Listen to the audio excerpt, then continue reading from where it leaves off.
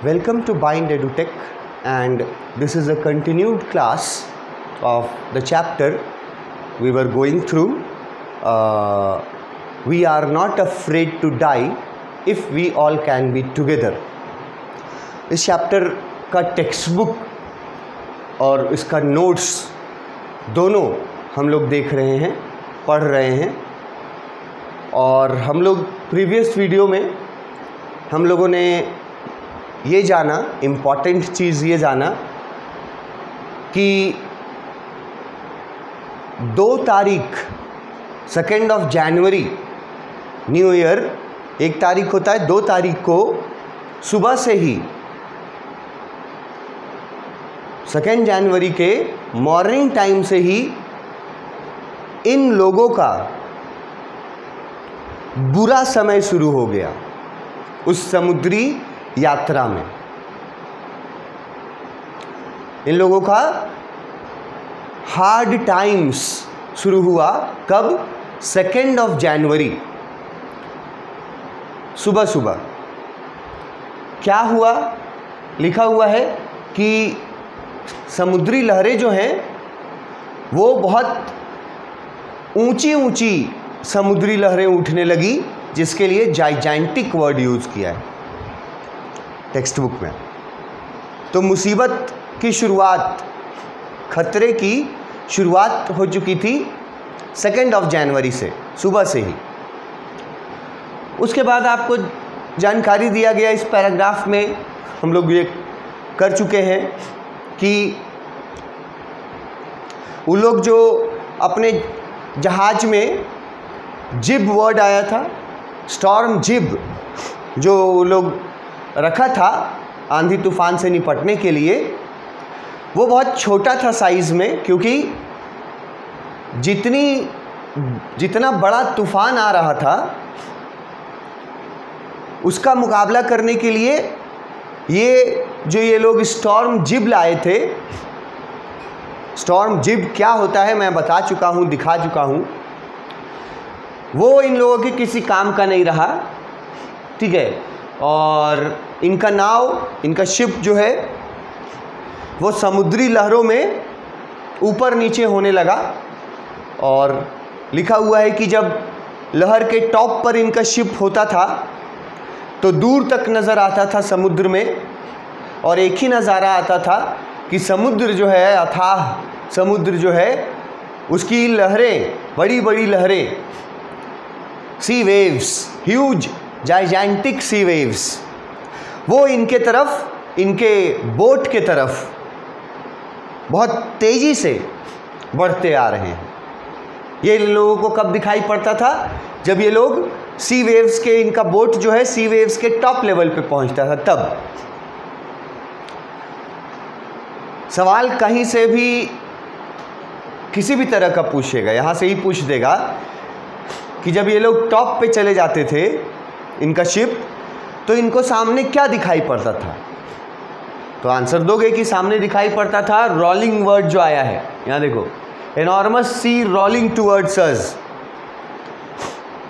अगर इस क्वेश्चन को थोड़ा उलट करके दे दिया कि कब उनको नज़र आता है एनॉर्मस सी रोलिंग उनके तरफ हो रहा था, ये कब नज़र आता है उनको, कब दिखाई पड़ता है? तो तुम आंसर में दोगे जब उनका शिप वेव के टॉप पर होता है। हर एक लाइन, हर एक सेंटेंस, उससे अनकाउंटेबल क्वेश्चंस क्रिएट किए जा सकते हैं। इसीलिए मैं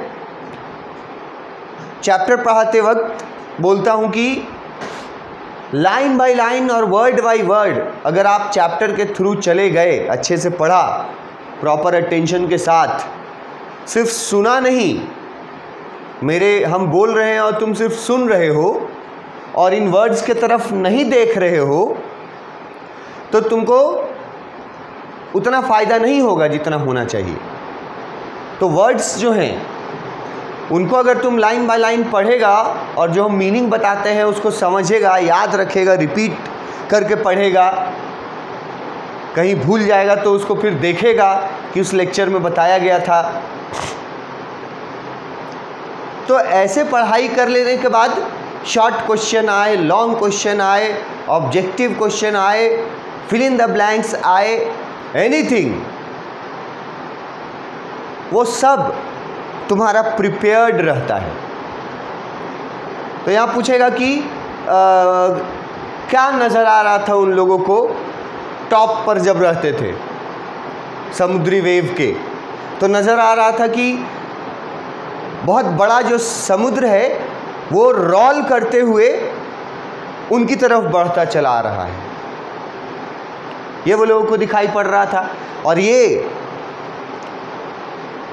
जो रोलिंग टुवर्ड्स अस लिखा है, तो इसका मतलब ये मत समझना कि बड़ा मज़ा आ रहा था, बहुत इंटरेस्टिंग सीन था, बल्कि इसको इस व्यू पॉइंट से इमेजिन करना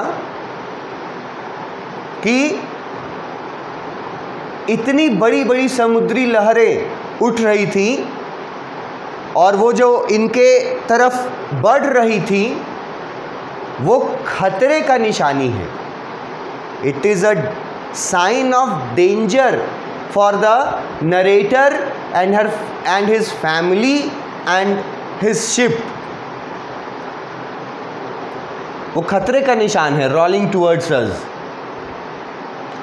उसके बाद बोला है कि बहुत तेज़ विंड का नॉइज़ आ रहा था और बारिश, पानी की बूंदें, पानी की बूंदों की जो छींटें पड़ रही थी बहुत फोर्स के साथ, वो ईयर्स के लिए भी पेनफुल था और फिज़िकली भी वो पेनफुल था, ये बताया गया है।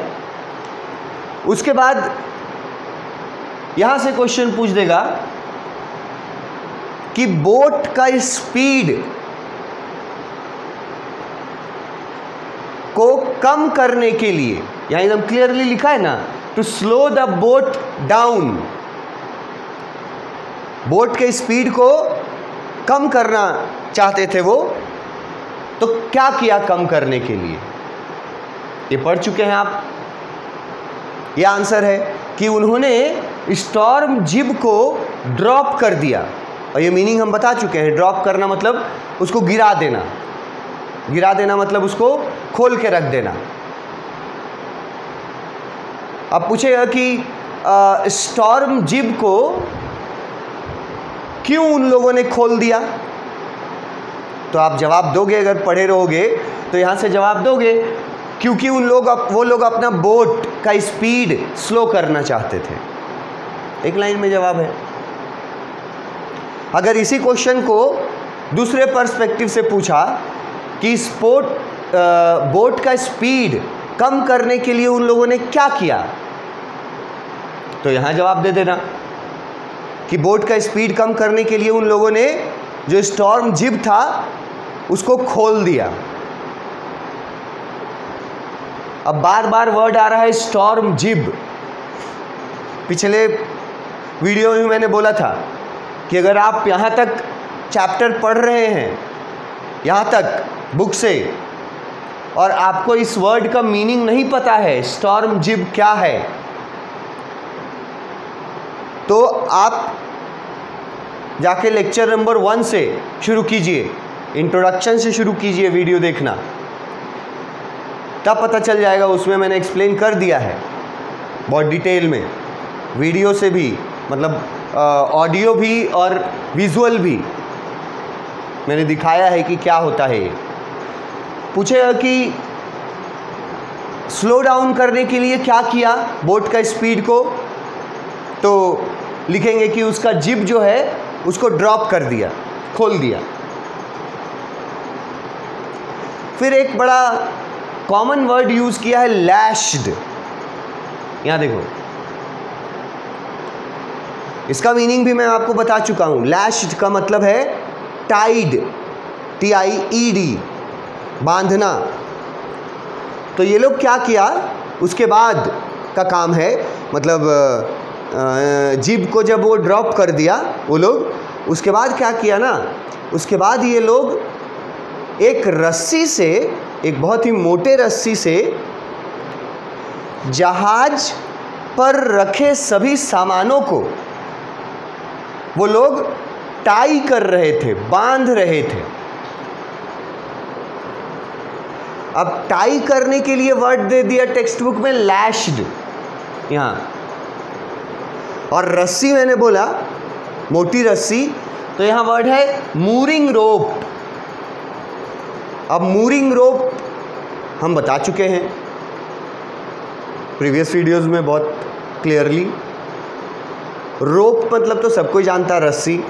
मूरिंग रोप तो ये हम बता चुके हैं आपको, वीडियो अगर आप देखते हैं सुनते हैं तो आपको याद होगा। और फिर लूप अक्रॉस द स्टर्न, वो लोग जो बांध रहे थे ना, उनके बांधने का तरीका पूछ सकता है आपसे, या किसी आंसर में आपको उनके रोप का यूज़ करने का तरीका पूछ सकता है, कारण पूछ सकता है, किसी भी तरीके से इस यहाँ से सवाल हो सकता है मूरिंग रोप से। उसमें लूप वर्ड भी आएगा, उसमें स्टर्न वर्ड भी आएगा।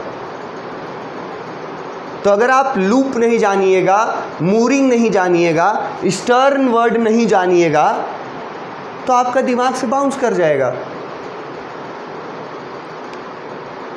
अब जानने के लिए, ये सर जानेंगे, तो जानने के लिए आप प्रीवियस वीडियोस देखिए, जहाँ से मैंने शुरू किया है वहाँ मैंने बहुत इत्मीनान से बताया है कि जिब किसको कहते हैं, ठीक है, मूरिंग रोप क्या होता है, स्टर्न क्या होता है, लूप क्या होता है,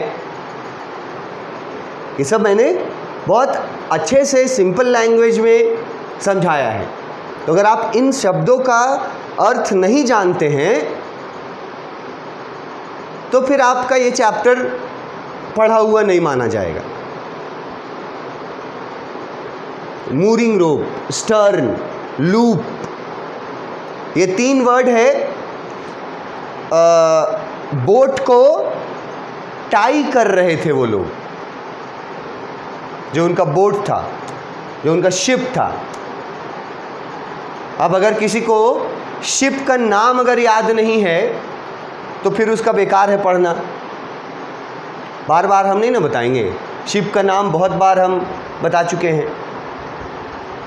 तो वो जो 2 जनवरी को जो मौसम बदला और जो तेज़ हवाएं चल रही थी और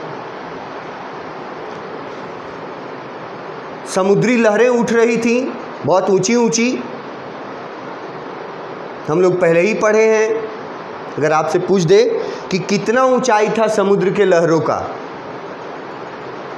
अगर आप चैप्टर में यहाँ पर हैं इस पोर्शन में, और आपसे ये सवाल पूछ दिया जाए कि समुद्र की लहरों की ऊंचाई कितनी हो चुकी थी, कितना उसका ऊंचाई,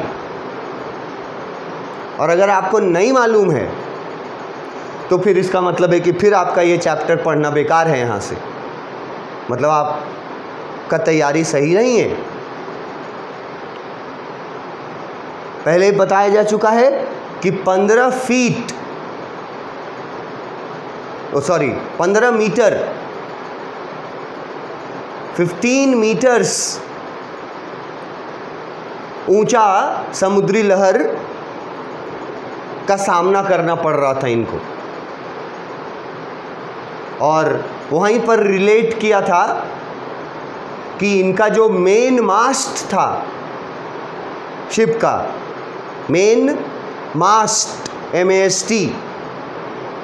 अब जो लोग मास्ट वर्ड नहीं समझते हैं, यहाँ तक पढ़ लिए हैं चैप्टर और मास्ट वर्ड नहीं जानते हैं, तो कोई फ़ायदा नहीं है फिर पढ़ने का। आपको शुरुआत कीजिए, मास्ट हम बता चुके हैं क्या होता है शिप में।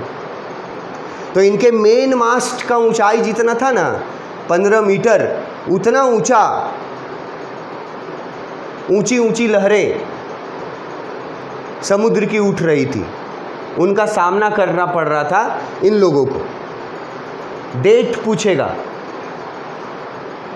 कितना तारीख से इनका बुरा समय, मतलब इनका स्ट्रगल कितना तारीख से शुरू हुआ था? 2 जनवरी सुबह से ही, डेट भी दिया हुआ है और टाइम मतलब ये भी दिया हुआ है कि सुबह से, डॉन वर्ड यूज़ किया सुबह के लिए। तो अब क्योंकि यहाँ से इस पैराग्राफ से इनका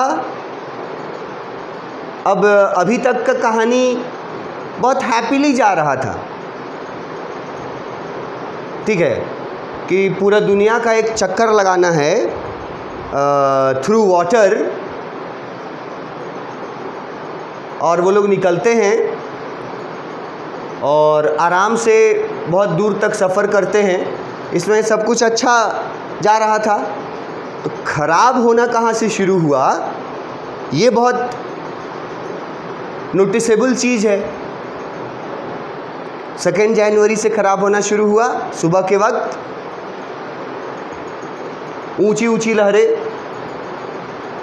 बोट का स्पीड, शिप का स्पीड। अब अगर स्पीड शिप का तुम यहाँ तक पढ़े हो और अगर नहीं जानते हो तो फिर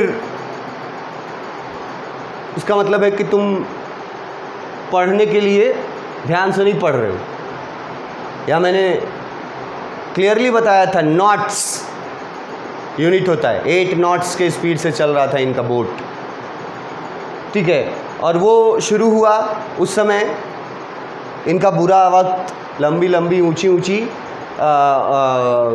लहरें थीं और तेज़ हवाएं चल रही थीं, और इन्होंने बोट का स्पीड कम करने के लिए स्टॉर्म जिब को ड्रॉप कर दिया। उसके बाद रस्सी से इन्होंने बांधना शुरू किया। ये भी बहुत इम्पॉर्टेंट पार्ट है, यहीं से आगे देखना था। लूप का मतलब हम बताए थे एक सर्टेन पार्टिकुलर वे में, जैसे बांधने का बहुत सारा तरीका होता है, तो एक पार्टिकुलर वे में बहुत, क्योंकि वो लोग एक्सपर्ट लोग थे, सेलर्स थे, तो जैसे बांधना चाहिए शिप में। अब शिप को किसी चीज़ से नहीं बांध रहे थे, ये समझने का कोशिश करना कि क्या बांध रहे थे वो लोग रस्सी से। हम बोलेंगे अगर कि रस्सी से वो लोग शिप को बांध रहे थे, तो इसका क्या मतलब समझोगे? रस्सी से वो लोग उसी अपने ही शिप को टाई कर रहे थे, बांध रहे थे, और जो पैटर्न फॉलो कर रहे थे बांधने का वो था लूप का पैटर्न। तो इसका मतलब तुम समझो क्लियर कि कहीं और किस रस्सी से कर क्या रहे थे, जहाज को किसी चीज़ से या किसी ये से नहीं बांध रहे थे, जहाज को ही खुद बांध रहे थे वो लोग लपेट के। और ऐसा करने के पीछे एकदम बेसिक सा कारण है, ऐसा वो क्यों कर रहे थे और कारण क्या है आगे तो मिलेगा ही आपको। ये देखो स्टर्न वर्ड भी आया था, और पूछेगा कि बांधने में, जहाज को बांधने में किस चीज़ का सहारा ले रहे थे वो लोग। तो एक तो मूरिंग रूप का सहारा ले रहे थे, मूरिंग रोप, और स्टर्न का मतलब बताया मैंने कि उसका जहाज का पिछला भाग, इन दोनों चीज़ों का सहारा से वो लोग उस बोट को टाई कर रहे थे। अब टाई करने के पीछे बहुत छोटा सा रीज़न है, कॉमन सेंस वाला एकदम, कि अगर आंधी तूफान में बोट है फंसा हुआ, बहुत तेज़ हवाएं चल रही हैं और तूफान भी आया हुआ है, लहरें उठ रही हैं 15 मीटर तक, तो सामान में जो बोट में जो सामान रहता है, बहुत सारा सामान रहता है बोट में, तो शिप के डगमगाने से बोट का कोई सामान गिर न जाए, मिसप्लेस न हो जाए। इसीलिए वो लोग बोट को टाई कर रहे थे, बांध रहे थे। अब बोट को बांध रहे थे का मतलब थोड़ा ठीक से समझ लेना। लास्ट वर्ड जो मैंने समझाया कि बोट को बांधने का मतलब है कि कोई सामान गिरे नहीं। जैसे आंधी तूफान में बोट अगर इधर उधर होगा, डोलेगा, हिचकोले खाएगा, तो सामान कुछ रखा हुआ है तो गिरने का खतरा है ना।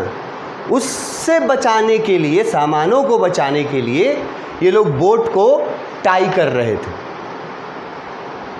स्टर्न वर्ड याद रखना, पिछला भाग का मदद ले रहे थे बोट का, और मूरिंग रोप मतलब उस रस्सी का मीनिंग हम बता चुके हैं, रस्सी के सहारे से, और पैटर्न लूप पैटर्न में। और क्यों बांध रहे थे? बचाने के लिए चीज़ों को, ताकि गिरे नहीं समुद्र में कोई चीज़। अब ये तो वो लोग जहाज और उस पर मौजूद चीज़ों को बचाने के लिए कर रहे थे। उसके बाद खुद को बचाने के लिए क्या क्या करना पड़ा उन लोगों को, वो भी यहाँ पर लिखा हुआ है। पहले बात तो ये लिखा है कि जो टाई करने वाला चीज़ बताए ना, यहाँ लिखा है डबल लैश्ड एवरीथिंग। एक बार टाई नहीं किया, दोबारा टाई किया उसको, डबल लैश्ड, ये याद रखना, 2 बार टाई किया पूरा श्योर होने के लिए। और उसके बाद खुद के लिए क्या क्या तैयारी किया इन लोगों ने, खुद के बचाव के लिए, ये यहाँ लिखा हुआ है। ये लाइन से लिखा है went through our life raft drill. अब यहाँ राफ्ट समझोगे तब, ड्रिल समझोगे तब ना मीनिंग निकाल पाओगे। अटैच्ड लाइफलाइंस, अब अटैच मतलब तो जानते हो, लाइफलाइंस समझना पड़ेगा यहाँ क्या है। फिर डंड ऑयल स्किन्स, अब ये भी बहुत एकदम पार्टिकुलर वर्ड है, जो कि वही लोग ज़्यादा अच्छे से मतलब फ्रीक्वेंटली समझते हैं जो लोग समुद्री यात्रा या किसी भी पानी के स्रोत से यात्रा करते हैं शिप्स में। हम लोगों के लिए, आपके लिए भी, बहुत सारे लोगों के लिए ये एकदम नया वर्ड होगा, भारी लगेगा, लेकिन ऐसा कुछ है नहीं, भारी नहीं है। उनका मीनिंग समझ जाओ तो तुमको भारी नहीं लगेगा, तुम समझ जाएगा पढ़ के। जैसे मैं आसान इसको कर दूं, अगर यहाँ तो लिखा है कि डबल लैश्ड एवरीथिंग, मतलब एक बार नहीं 2 बार बांधा सब चीज़ों को। फिर खुद के लिए क्या किया? पहला रैफ्ट का मतलब बोटिंग, बोटिंग को ही रैफ्ट बोलते हैं। और ड्रिल का मतलब हो गया यहाँ पर, अब देखो ड्रिल का मतलब तो बहुत सारा चीज़ होता है, लेकिन यहाँ ड्रिल का मतलब है रिहर्सल। अब ये इंग्लिश वर्ड समझते हो, अगर तुम लोग, बहुत कोई समझता होगा, हिंदी बैकग्राउंड के स्टूडेंट्स को भी समझ में आता हो ये वर्ड। रिहर्सल मतलब कोई, अगर हम लोग स्टेज पर अगर कोई चीज़ प्रस्तुत करने वाले होते हैं तो उसके लिए पहले रिहर्सल करते हैं ना, रिहर्सल करते हैं, उसी को यहाँ ड्रिल लिखा गया है। तो इस सब का कोई अनर्थ मत निकालना है। ड्रिल मतलब छेद करना नहीं है कहीं, यहाँ ड्रिल मतलब है एक्सरसाइज करना, मतलब कि रिहर्सल करना। रैफ्ट मतलब बोट, लाइफ रैफ्ट मतलब हो गया कि शिप पर बहुत छोटे छोटे बोट्स होते हैं, सिंगल पर्सन के लिए। तो उन बोट्स को कैसे यूज़ किया जाएगा अगर ज़रूरत पड़ा, क्योंकि अभी मौसम का स्थिति ख़राब हो रहा था, उन बोट्स को कैसे यूज़ किया जाएगा, लाइफ राफ्ट्स को, उसका प्रैक्टिस किया उन लोगों ने। प्रैक्टिस किया। लाइफ रैफ्ट ड्रिल का मतलब हुआ कि उन लोगों ने प्रैक्टिस किया कि अगर ऐसा सिचुएशन आया तो हम लोग छोटे छोटे बोट्स को कैसे हैंडल करके और बचेंगे। और भी कुछ किया उन लोगों ने। ये तो पहला हुआ प्रैक्टिस। दूसरा है लाइफलाइंस। अब इसका भी बहुत ज़रूरी मीनिंग है। लाइफलाइंस यहाँ मतलब है कि बोट से आपको कनेक्टेड रखने के लिए एक रोप, बहुत मोटा नहीं, पतला रोप जो आदमी का सिर्फ वजन सह पाए, तो ना अटैच कर लेते हैं उस रोप को। सेलर लोग जो बोट पे मौजूद रहते हैं वो लोग उसको अटैच कर लेते हैं अपने में, ताकि अगर वो कहीं, जैसे लहरों से अगर कहीं दूर तक वो लोग चले गए, तो अगर ये लाइफलाइन अटैच किया हुआ रहेगा तो रस्सी से कनेक्टेड रहेगा ना वो लोग, उसको लाइफलाइन बोलते हैं। तो वो अटैच किया इन लोगों ने। उसके बाद ये है ऑयल स्किन्स। इसका भी बहुत अच्छा मीनिंग है। ऑयल स्किन्स जो है ना, वो उसका मीनिंग तुम देखो, तुमको यहाँ दिखाते हैं। ऑयल स्किन्स का मतलब देखो, बहुत अच्छा वर्ड है, समझने लायक। देखो, heavy clothes made waterproof by oil. अब कॉमनली अगर तुम किसी को बोलोगे ऑयल स्किन्स, तो ये मतलब एकदम नहीं निकाल पाएगा। इसका मतलब है, ऑयल स्किन्स का मतलब है कि भारी भारी कपड़े होते थे और उनको वाटर प्रूफ बनाया जाता था। किस चीज़ का इस्तेमाल करके? ऑयल का इस्तेमाल करके। इसीलिए उनको ऑयल स्किन्स नाम दिया गया है। तो इन लोगों ने पहले प्रैक्टिस किया, ड्रिल किया, उसके बाद इन लोगों ने लाइफलाइंस अटैच किया, उसके बाद इन लोगों ने वो ऑयल स्किन्स पहनने के लिए यहाँ डंड वर्ड दिया है, पहन लिया वो लोग, ऑयल स्किन्स पहन लिया। और फिर क्या पहना? Life jacket. लाइफ जैकेट मतलब आप समझिए पैराशूट जैसा होता है ना, उस वैसा ही लाइफ जैकेट पहना इन लोगों ने। और उसके बाद लिखा है एंड वेटेड। उसके बाद ये लोग वेट करने लगे। नेक्स्ट क्लास में देखते हैं किसका वेट कर रहे हैं, आ रहा है कि नहीं आ रहा है। Thank you.